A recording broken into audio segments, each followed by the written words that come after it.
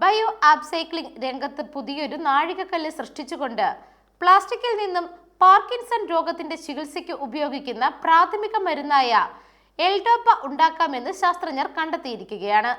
എഞ്ചിനീയറിംഗിന് വിധേയമാക്കിയ ecology ബാക്ടീരിയയെ ഉപയോഗിച്ച് സാധാരണ കുടിവെള്ള കുപ്പികൾ ഉണ്ടാക്കുന്ന പ്ലാസ്റ്റിക്കിൽ നിന്നും ഈ മരുന്ന് ഉണ്ടാക്കുന്നതിൽ ഒരു ശാസ്ത്ര കൂട്ടായ്മ വിജയിച്ചുവെന്നാണ് റിപ്പോർട്ടിൽ പറയുന്നത്.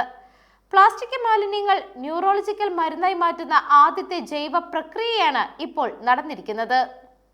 പെറ്റ് പ്ലാസ്റ്റിക് അതിന്റെ അടിസ്ഥാന ഘടകമായ ടെറഫ്താലിക് ആസിഡായി വിഘടിക്കുകയാണ് ഇതിൽ ആദ്യമായിട്ട് ചെയ്യുന്നത്. എഞ്ചിനീയറിംഗിന് വിധേയമാക്കിയ ഈക്കോളി ബാക്ടീരിയയാണ് ഇതിനായിട്ട് ഉപയോഗിക്കുന്നത്. പിന്നീട് ഒരു കൂട്ടം ജൈവരാസ പ്രതിപ്രവർത്തനങ്ങളിലൂടെ ഇതിനെ എൽഡോപ്പയാക്കി മാറ്റും.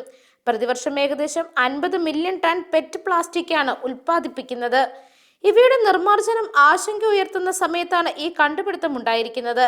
നിലവിൽ ഈ മരുന്നിന്റെ ഉൽപാദനത്തിൽ എണ്ണയും പ്രകൃതിവാതകവും പോലുള്ള ഫോസിൽ ഇന്ധനങ്ങളാണ് ഉപയോഗിക്കുന്നത്. കാർബൺ സ്രോതസ്സായി പ്ലാസ്റ്റിക് മാലിന്യം ഉപയോഗിക്കുന്നത് മരുന്ന് നിർമ്മാണത്തിൽ കൂടുതൽ സുസ്ഥിരത കൈവരിക്കാൻ സഹായിക്കും. മരുന്ന് നിർമ്മാണത്തിന് പുറമെ സുഗന്ധദ്രവ്യങ്ങൾ, രുചിക്കോട്ടുകൾ, സൗന്ദര്യവർദ്ധക വസ്തുക്കൾ, വ്യാവസായിക രാസവസ്തുക്കൾ എന്നിവയും പ്ലാസ്റ്റിക്കിൽ നിന്നും ഉൽപ്പാദിപ്പിക്കാൻ ഈ കാർബൺ ലൂപ്പ് സാങ്കേതിക വിദ്യ ഉപയോഗിക്കാൻ കഴിയും എന്നാണ് ശാസ്ത്രജ്ഞർ അവകാശപ്പെടുന്നത്. എത്രമാത്രം ഈ രീതി ലാഭകരമാകും എന്നതിനോടൊപ്പം പാരിസ്ഥിതിക ആഘാതം കൂടി വിലയിരുത്തുന്നതാണ്. News desk Magnavision.